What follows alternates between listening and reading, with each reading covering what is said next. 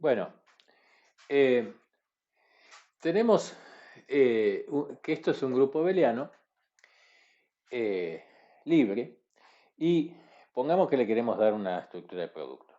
Entonces, una cosa que uno se le puede ocurrir es decir, bueno, digamos, si tengo phi y psi acá, defino phi por psi, evalúo en i como phi de i por psi de i. Después de todo, la suma que tenemos es la suma punto a punto. ¿Está bien? Eso está bastante bien. El único problema que tiene es que si es infinito, no tengo ningún, para este producto, no tengo ninguna función que actúe, que sea neutro para el producto. No tengo neutro para el producto. ¿Por qué? Porque para que sea neutro para el producto, necesitaría, o sea, phi, pongamos phi sea el neutro, entonces phi de i tiene que ser 1 para todos los i's. Pero si es infinito, esa función no tiene soporte finito. O sea, lo que acá está pasando es que zi está metido en z a la i, que son todas las funciones.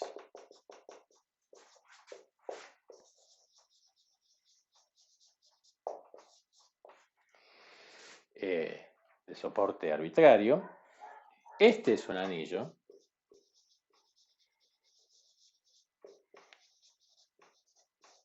Con unidad. O sea, uno puede definir, y de hecho se define y se trabaja con ellos, anillos sin unidad, o sea, dejando de lado la hipótesis de que tiene que tener un elemento neutro para el producto. O sea, es un anillo en ese sentido, pero no en el sentido de este curso. Bien, entonces, en general, no tenemos una manera canónica de dar una estructura de anillo acá. Ahora, por supuesto, si uno tiene que tener una manera de multiplicar las cosas de i, o sea, uno tiene que decir,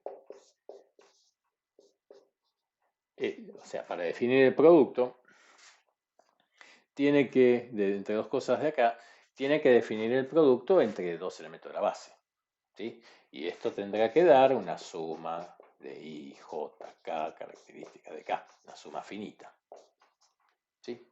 Para estar de vuelta al mismo lugar. Y hay estas lambda y jk hay que elegirlos de manera tal que el producto sea asociativo. Hay muchas maneras de hacer eso. Lo más, pero lo más sencillo es cuando, digamos, el producto de dos elementos de la base me da otro elemento de la base. ¿Sí? Y ese es el caso cuando uno tiene, o sea, si uno tiene eso, si uno logra tener un anillo, una estructura de anillo en Z a la I, de manera tal que el producto de los elementos de la base da un elemento de la base y que uno de los elementos de la base actúe como el neutro, entonces en realidad lo que está pasando es que tiene una estructura de producto asociativo con elemento neutro entre los elementos de la base. O sea que los elementos de la base forman un monoide.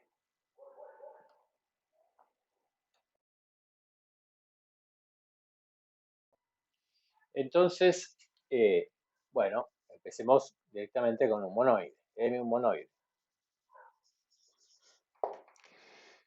Entonces, en Z a la M, consideramos el producto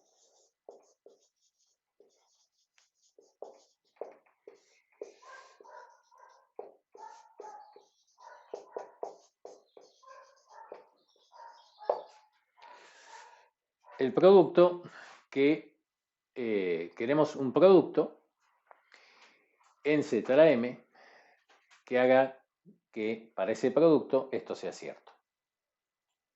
¿Sí?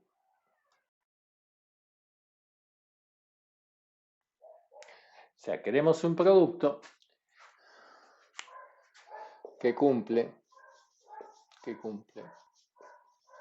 esto, el único producto que cumple esto. ¿Hay un tal único producto? Y sí, porque si el producto tiene que cumplir esto, entonces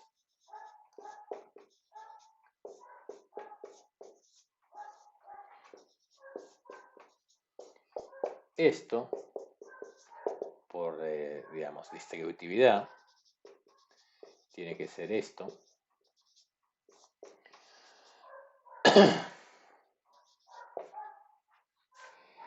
Y, ¿cómo se llama? Y esto lo podemos ordenar de la siguiente forma. Ponemos la suma en K, para K en M, de la suma para M por N igual a K, de AM Bn,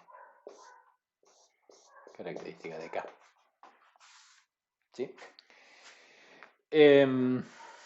Bueno, esto da un producto, y es un producto asociativo. Este producto se puede definir también en términos de las funciones de soporte finito. O sea, si pongamos que esto es la función A, ¿no? La función A que a M le asocia a sub M. Y esto es una función B. Entonces, esto es A por B. ¿Y esto qué es? Bueno, esta es la función, lo que me da la función A por B. ¿Y qué hace? A un elemento K lo manda a la suma para M por N igual a K de lo que A manda a M por lo que B manda a M. Entonces vamos a ponerlo así, vamos a llamarle asterisco a esto.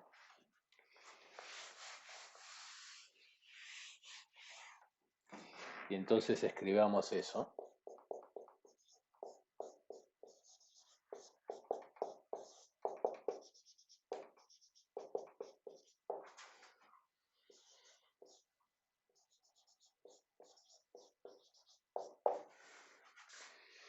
Y esto se llama el producto, bueno, es el mismo producto, escrito de otra forma, se llama el producto de convolución.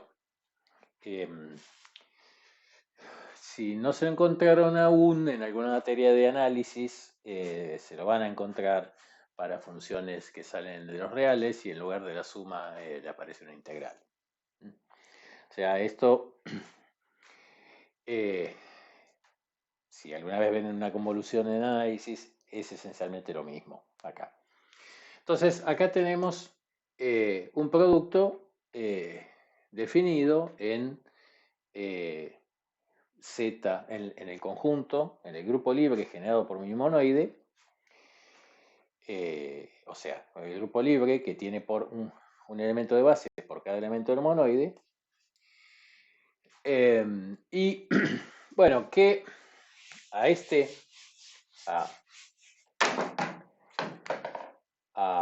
¿cómo se llama? Vamos a llamar Z de M, va a ser Z de a la M, el grupo abeliano de todas las funciones de soporte finito de M en Z, equipado con este producto que acabamos de definir. Este es el anillo del monoide.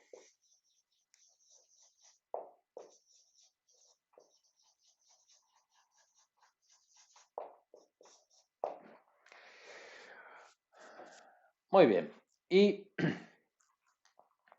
qué es dar un morfismo?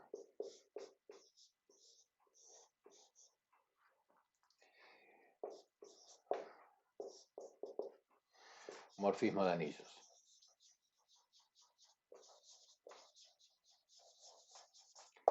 De Z de M en un anillo R. Por cierto, el neutro de Z de M es xi sub el neutro. Si al neutro de M lo llamamos 1, es xi sub 1. ¿Está bien? Muy bien. Entonces, dar un morfismo de este anillo en este anillo es primero que nada, dar un morfismo de grupos abelianos. Y el morfismo de grupos abelianos, bueno, el grupo abeliano subyacente a este es el grupo abeliano libre en M. Así que tengo que dar un morfismo de grupos. O lo que es lo mismo, tengo que dar una función de M en R.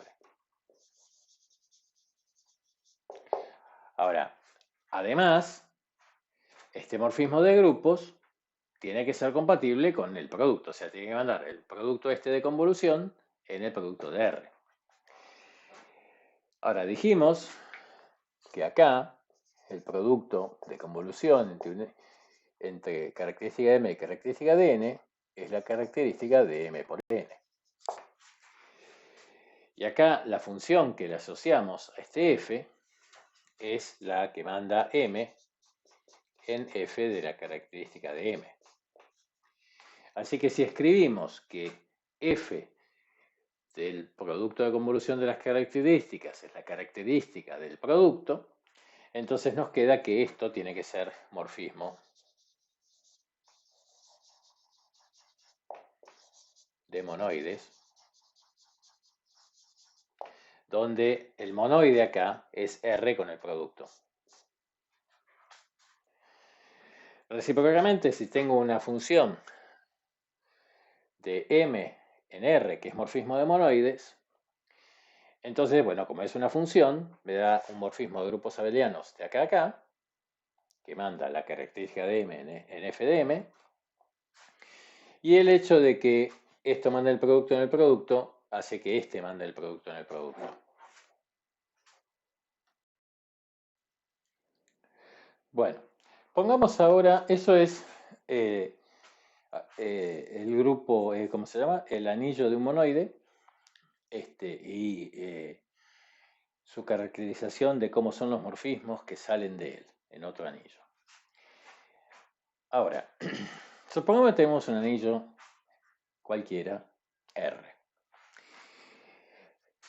Y podemos considerar, no hay nada que nos impida considerar el conjunto de las funciones de soporte finito de M en R.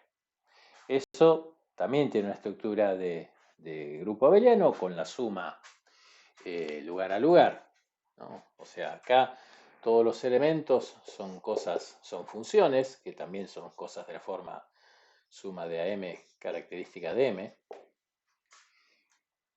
O sea, si esto es A de M, suma en M, entonces esto es A.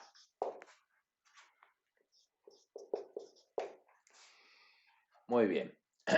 Y entonces puedo usar esta misma fórmula, y esa misma fórmula me define un producto asociativo aquí, que tiene la propiedad de que si yo hago la convolución de A por característica de M con B por característica de N, me da AB característica de MN. Eso es fácil de ver de aquí. Ok. Y entonces, ¿qué es dar un morfismo de R de M en un anillo S?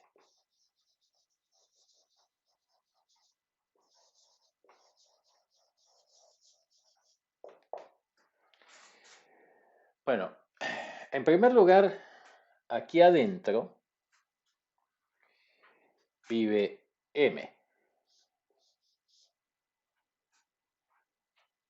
¿Sí? Porque, o sea, ¿cómo lo meto M ahí adentro? Pienso a M, lo identifico con la función característica de M. ¿Está bien? Estas son todas distintas y son independientes acá, ¿no? Porque digamos, dos cosas de estas, como son funciones, son iguales y solo si son iguales lugar a lugar para cada M. O sea, si solo si A de M es igual a B de M para todo M. ¿Sí? Es decir, que si dos combinaciones lineales con coeficientes en R de funciones características de M son iguales si solo si son iguales coeficiente a coeficiente. Ok, entonces M está acá adentro. Y dada esta fórmula, si yo doy una cosa que es morfismo de anillos, componiéndola con esta asociación, obtengo morfismo de monoides.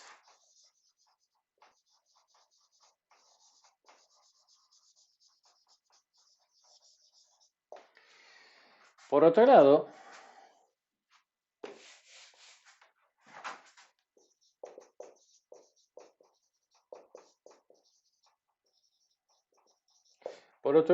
acá también está R, donde identifico un A con A por la característica del neutro. ¿No? Porque, digamos, dos cosas de estas, las funciones se suman, la suma también es lugar a lugar. Eso me olvidé de decirlo, ¿no? O sea, phi A más B en un M es A de M más B de M.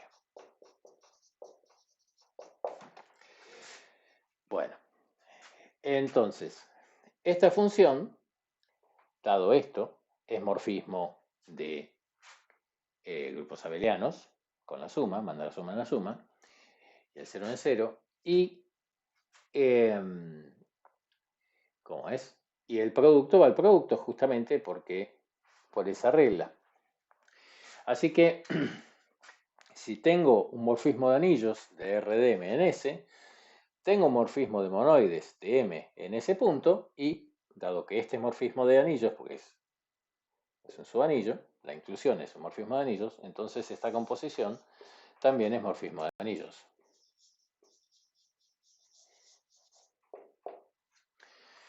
O sea que si tengo un morfismo de R de M en S, tengo un morfismo de anillos de R en S y un morfismo de monoides de M en el monoide multiplicativo asociado a S.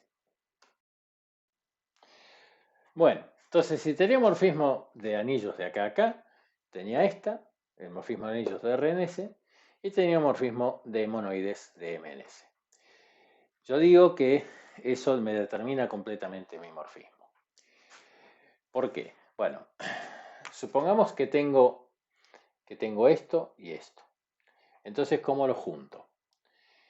Bueno, la idea es, a ver si a esto, ¿cómo lo puedo llamar? Este es F1 y este es F0. ¿Está bien? Entonces, F de A va a ser la suma de F0 de A de M por F1 de M. ¿Sí? Entonces, si tengo F0 y F1, quiero, o sea, esto me determina, dado que me determina completamente el morfismo. O sea, mi F, si mi F ya era un morfismo, entonces, bueno, tengo exactamente, F está dado exactamente por esta fórmula, ¿no? Porque cuando escribo A de M por característica de M, esto es lo mismo que A de M por característica de 1 por característica de M. Esto es como está metido el M y esto es como está metido el ADM como elemento de R acá. ¿Sí? Así que F está completamente determinado por F0 y F1. Ahora, cualquier F1 y cualquier F0 van a funcionar. Bueno, o sea, F1 ya sabemos que tiene que ser morfismo de monoides y F0 de anillos, pero ¿tiene que haber alguna relación entre ellos? Y sí, porque fíjense que si yo hago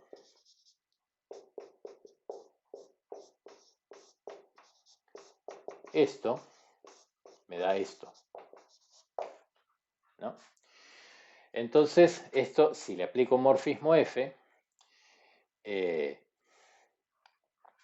aplico el morfismo F a esto, esto me daría F0 de A por F1 de M por F0 de B por F1 de N. Y esto tiene que ser F0 de AB por F1 de MN. Entonces, si yo tengo que poder ponerlo acá para usar que F0 es morfismo. ¿Sí? Entonces la condición es que F0 de A, F1 de M sea igual a F1 de M por F0 de A para todo A en R y M en M.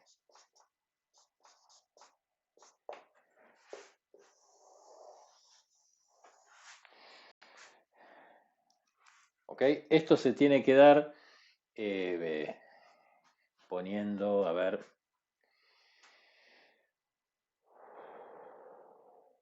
si pongo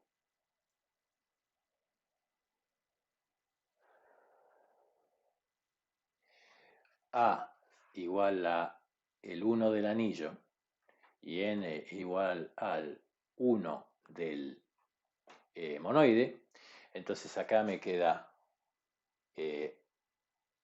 ¿cómo es? Me queda F1 de M, F0 de B por F1 de M y acá me queda lo mismo al revés. Así que la condición es necesaria y es fácil ver también que es suficiente. O sea que si esto pasa, esto me da morfismo.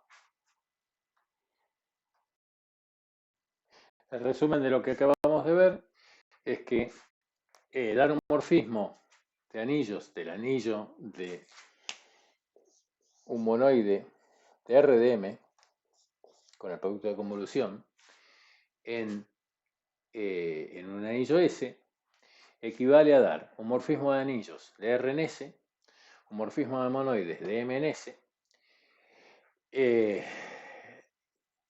esas dos cosas, de manera tal que se cumpla esto. Entonces, bueno, ¿qué me significa todo esto? Supongamos que por un instante que R se llama K. Y ahora todo es más claro. O sea, K es un cuerpo, ¿sí? Entonces, lo que estoy diciendo acá es que tengo un morfismo de anillos de K en S. Y si tengo un morfismo de anillos de K en S, entonces eso quiere decir que S es, además de un anillo, es un K espacio vectorial. ¿Cuál es la estructura de K espacio vectorial? Bueno, si acá tengo un elemento lambda por un elemento S, va a ser f de 1, f0 de 1, por f0 de lambda, perdón, por S. Eso me da una estructura de K espacio vectorial. Entonces, ¿qué es lo que le estoy pidiendo acá?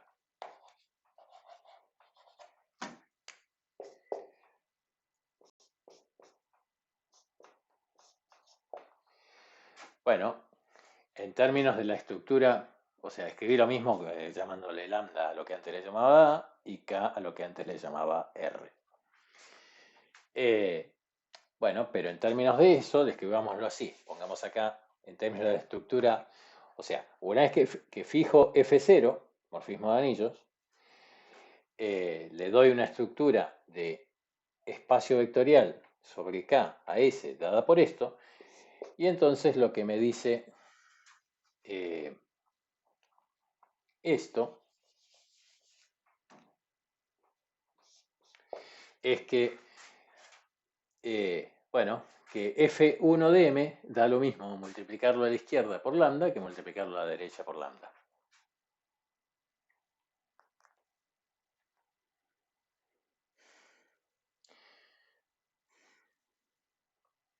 En otras palabras, multiplicar por F1 de M, esto va a ser una función de S en S, y estoy pidiendo que esto es K lineal.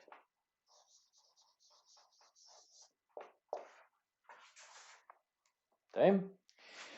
Entonces, bueno, supongamos que el F0 yo lo tengo de entrada, ¿sí? Y yo tengo mi F0, que sale de acá. Acá tengo la inclusión, que es multiplicar, mandar lambda en lambda por la función característica del neutro de M. Y quiero un morfismo F que haga conmutar este diagrama. Entonces, ese F, como el F0 ya está fijado, está determinado por el F1, que es un morfismo de monoides. ¿Y qué le pido al F1? Que mande a la multiplicación, mande un elemento M en un elemento que conmute con la estructura de espacio vectorial. O sea que multiplicar por F1 de M sea K-lineal. Ahora ponemos lo mismo, le llamamos R a este.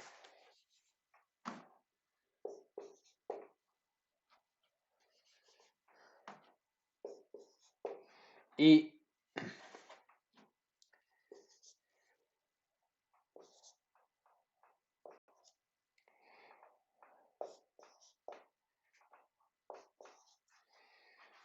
es lo que, ¿cómo se llama? Es la condición que teníamos antes, ¿sí? Entonces, cuando yo, digamos, fijar, dado un anillo S y un anillo R, fijar un morfismo de anillos de R en S, a eso lo vamos a llamar un S con un anillo, un morfismo de anillos que le llega de R fijo, lo vamos a llamar una R álgebra. ¿Está bien? Y entonces, un morfismo de R de M en S que manda, bueno, esto es una R álgebra siempre, porque hay un morfismo canónico de R acá, que manda A en A por la característica del neutro de M. Entonces, si tenemos un morfismo predeterminado de R en S, un morfismo de álgebras de este en este, es uno que, cuando lo restrinjo a las cosas de la forma A por característica de 1, vale el F0. Nada más. Entonces, una tal cosa está determinado por lo que vale en M. Por el morfismo de monoides que determina cuando lo restrinjo a M. Bueno, entonces veamos algunos ejemplos. ¿Qué pasa si M es N0? Si M es N0, entonces, ¿cómo es? Yo digo que R de N0 es el anillo de polinomios. No es otra cosa que el anillo de polinomios con coeficientes en R. ¿Cuál es la relación? Bueno, la función característica de n la mando a x a la n. Esto es una biyección y simplemente la fórmula de convolución que teníamos es la fórmula con la cual uno usualmente define, ¿cómo se llama? La multiplicación. O sea, si, ¿cómo es?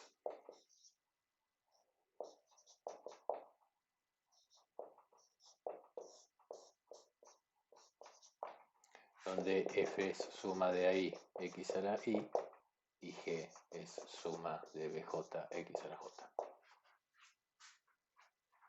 ¿Sí? O sea, ese es exactamente el producto de convolución.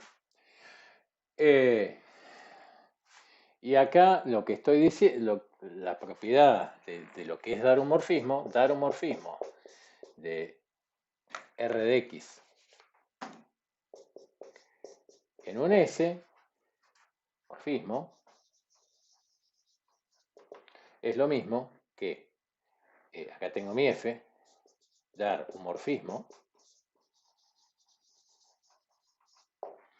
y dar un morfismo de monoides de N0 en R. Ahora, en S. Ahora, dar un morfismo de monoides de N0 en S es lo mismo que decir a dónde va a parar el 1. O sea que es dar un elemento de S. Un elemento S chiquita en S. Y la condición que tiene que cumplir es que S por F0 de A es igual a F0 de A por S para todo A en R. O sea, la variable, dado que la variable y los coeficientes conmutan de este grado, sus imágenes tienen que conmutar. Si RZ, esto es automático, porque multiplicar por, en un grupo multiplicar por n en z es multiplicar, sumar a n veces o sumar el inverso aditivo de a módulo de n veces.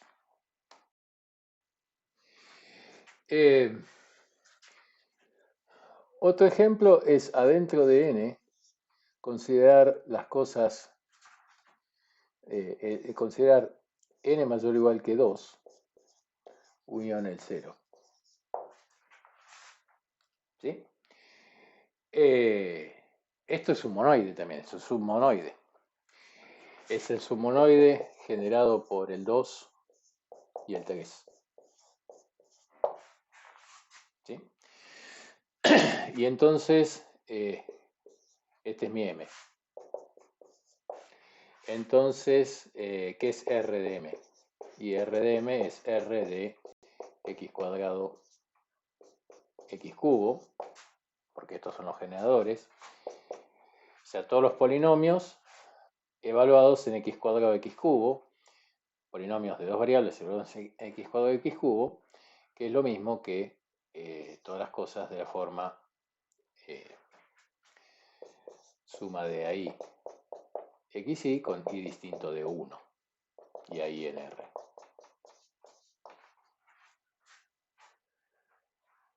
¿Sí? Otro ejemplo, si queremos n,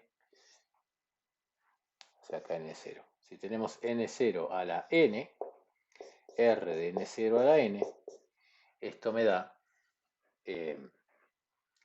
r de x1 xn, el anillo de polinomios en n variables, donde la función característica de n1 de m1 mn corresponde con x1 a la m1 xn a la mn.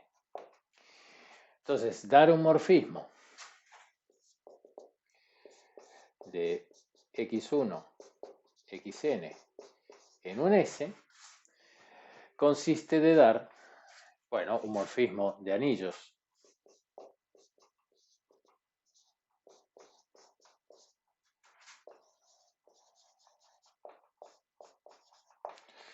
Y dar un morfismo del monoide n0 a la n en S.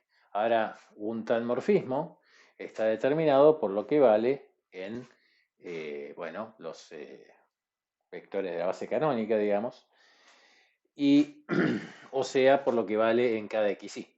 Cada xy va a un SI, digamos, y un S1, Sn en S a la n. Y la manera en que de garantizar que conmuta, que,